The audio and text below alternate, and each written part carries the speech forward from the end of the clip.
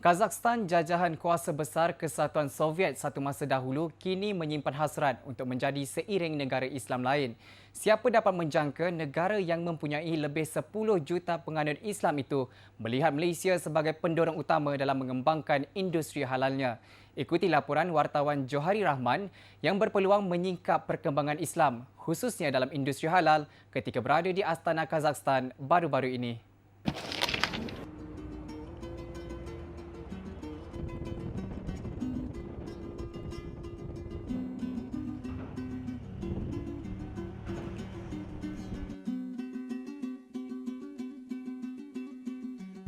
Sekiranya anda ke Kazakhstan 10 tahun dahulu, mencari makanan halal ternyata sukar. Kepayahan itu bukan saja dialami para pelancong, malah dirasai rakyatnya sendiri.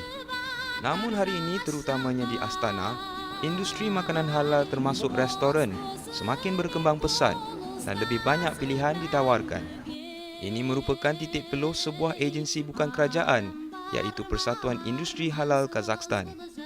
Pengerusinya Marat Sarsenbayev berkata, dalam tempoh 10 tahun, industri makanan halalnya berkembang seiring pertambahan jumlah penganut Islam. Dalam usaha untuk menyediakan makanan halal, persatuan itu belajar daripada pengalaman Malaysia.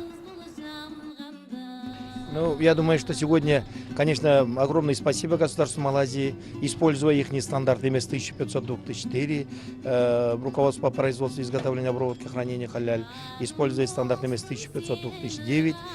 Я думаю, что мы достигли определенных успехов. Сегодня определенные данные средства массовой информации, министерства, ведомства дают о том, что уже 30% рынка является халяль. Если это учесть, что мы его начали в 2005 году, всего получается за 8 лет, это определенный успех.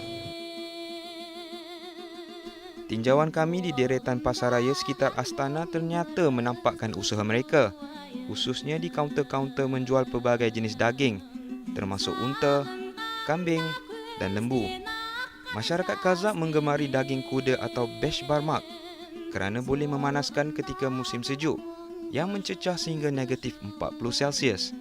Berbalik kepada industri halal, Marat berkata Kazakhstan menggunakan piawaian Malaysia dan logo halal berdasarkan garis panduan yang dikeluarkan JAKIM.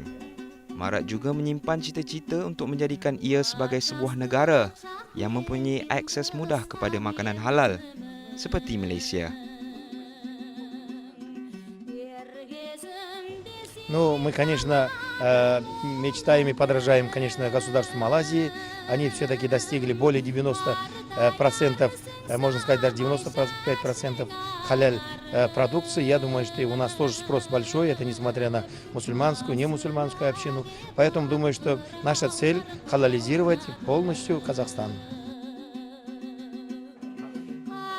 Bosan dengan kesukaran mencari restoran halal di negara itu, Serzan Tazikov, 38 tahun, membuka restoran halal pertamanya di Bandar Karaganda pada 2006. Kini Serzan memiliki 3 restoran, termasuk yang menjual makanan Jepun bernama Getza dan sebuah franchise makanan segera Arab Al-Baik yang terletak di Astana. Kesungguhan Serzan terbukti sehingga sanggup ke Malaysia semata-mata mahu mempelajari operasi restoran dan kafe halal di negara ini. Съездил как раз в Малайзию, посмотрел ваши заведения, узнал побольше о халал-индустрии и начал заниматься этим бизнесом. Открыли на сегодняшний день японский ресторан в Астане, халал в Караганде, который также работает. Bagaimanapun perjalanannya menerokai industri makanan halal bukan perkara mudah.